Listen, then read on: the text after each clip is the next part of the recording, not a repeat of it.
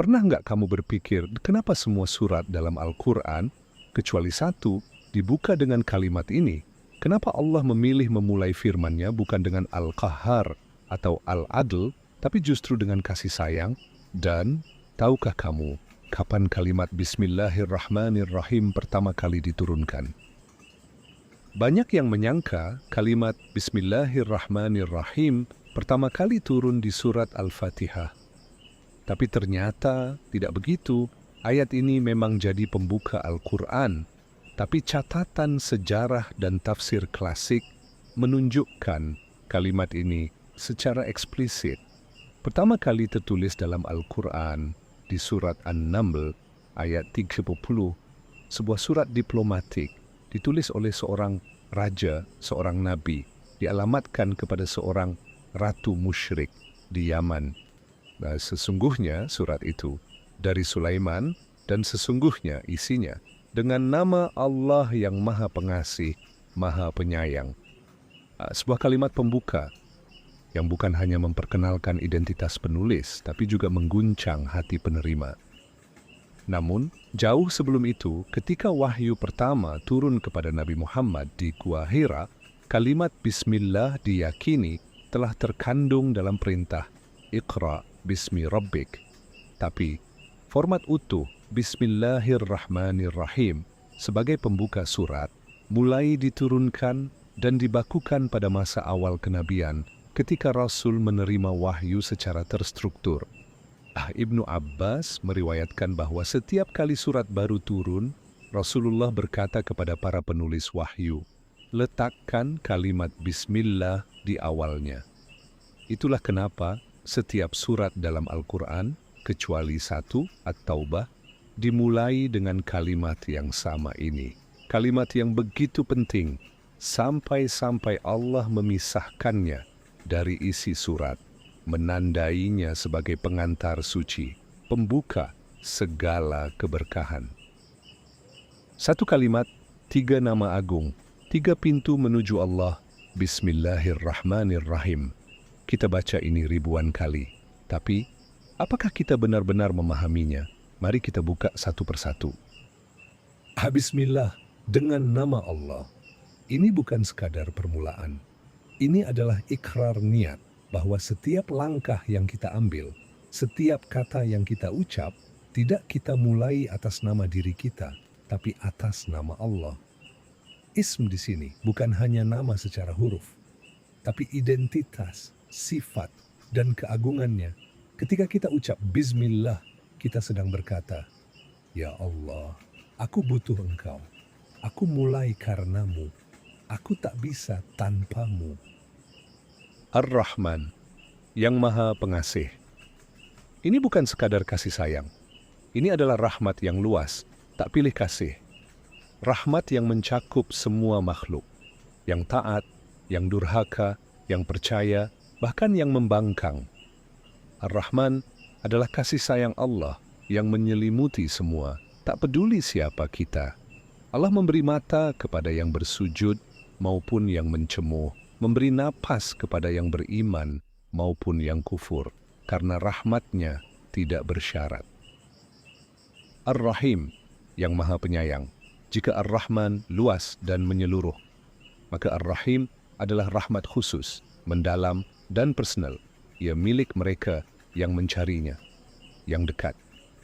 Yang beriman, Imam Al-Ghazali menyebut, Ar-Rahim adalah rahmat yang terus-menerus tercurah kepada hamba yang Allah cintai, baik di dunia maupun di akhirat. Ini rahmat yang mendampingi, yang tak hanya memberi, tapi menuntun. Tiga nama, tiga wajah dari satu cinta yang sama. Dan saat kita ucap Bismillahirrahmanirrahim, kita sedang masuk ke dalam pelukan kasih sayangnya yang tak mengenal syarat, tak mengenal lelah. Maka jangan remehkan kalimat ini, karena di balik tiap hurufnya ada kekuatan langit yang sedang menuntun langkahmu. Bagi para sahabat Rasulullah, Bismillahirrahmanirrahim bukan hanya lafaz pembuka, tapi perisai hidup. Mereka tidak memulainya sebagai formalitas, tapi sebagai kunci berkah yang tidak bisa ditinggalkan. Suatu hari Umar bin Khattab masuk ke pasar Madinah. Ia mendengar seseorang memulai jual beli dengan teriakan, "Barang murah, barang bagus." Umar menghampirinya dan berkata tegas, "Mulailah dengan bismillah.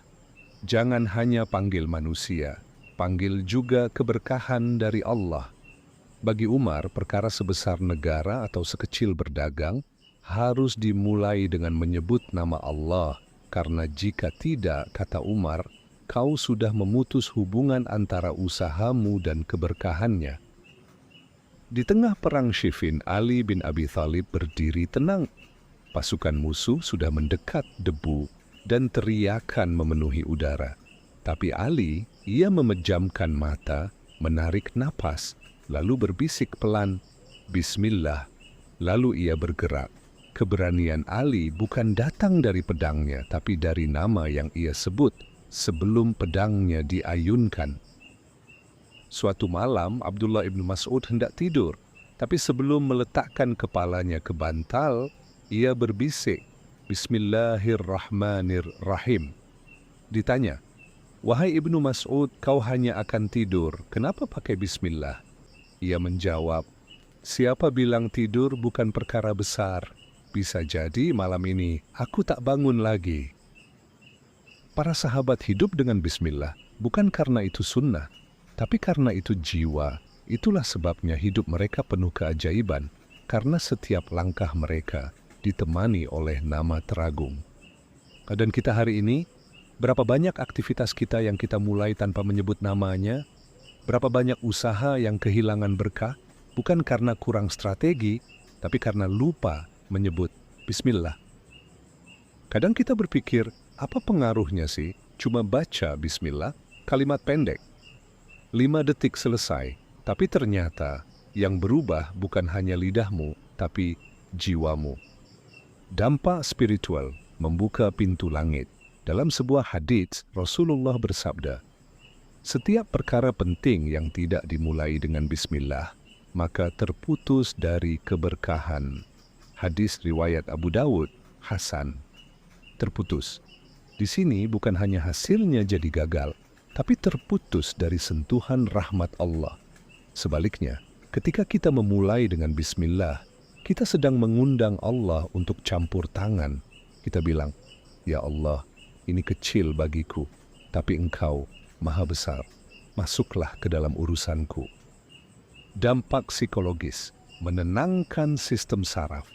Penelitian dari Harvard dan ilmuwan saraf muslim modern menyebutkan, saat seseorang mengucapkan kalimat pendek bermuatan spiritual seperti bismillah, dalam keadaan sadar, detak jantung melambat. Gelombang otak berpindah dari beta ke alfa, mode fokus. Rasa cemas menurun. Kenapa? Karena kalimat itu menanamkan makna, aku tidak sendiri. Dampak emosional, rasa dilindungi. Ada kekuatan tersembunyi saat kita yakin Allah menyertai langkah kita. Kalimat bismillah adalah pelindung tak terlihat. Rasulullah bersabda, jika seseorang keluar rumah dan membaca bismillah tawakkaltu 'alallah, maka akan dikatakan, engkau diberi petunjuk, dicukupkan, dan dilindungi. Hadis riwayat Abu Dawud, Tirmidzi, Syahih. Bayangkan setiap pagi kamu keluar rumah dan ada 3 malaikat yang menyertaimu, semua karena satu kalimat. Bismillah bukan mantra, ia adalah sinyal bahwa kamu sadar, tanpanya kamu rapuh, tapi dengannya bahkan jalan paling berat pun terasa ringan. Kita hidup di zaman yang serba cepat, langkah terburu-buru, waktu mepet, pikiran penuh. Tapi di tengah hiruk pikuk itu, Allah masih memberikan kita satu kunci sederhana untuk memulai semua dengan arah yang benar. Bismillahirrahmanirrahim. 3 kata, tapi dampaknya bisa membuka langit, menenangkan hati, menghapus was-was, mengundang rahmat. Dulu para sahabat memulai peperangan besar dengan bismillah. Para ulama memulai kitab-kitab agung mereka dengan bismillah. Bahkan Allah sendiri memulai seluruh Al-Quran dengan kalimat ini. Karena Allah tahu kita akan tersesat jika tak tahu harus memulai dari mana. Dan bismillah adalah kompasnya. Jadi, entah kamu hari ini sedang semangat atau sedang patah, sedang tenang atau sedang takut, sedang memulai sesuatu besar, atau hanya menata ulang hidupmu, ucapkan saja, Bismillahirrahmanirrahim.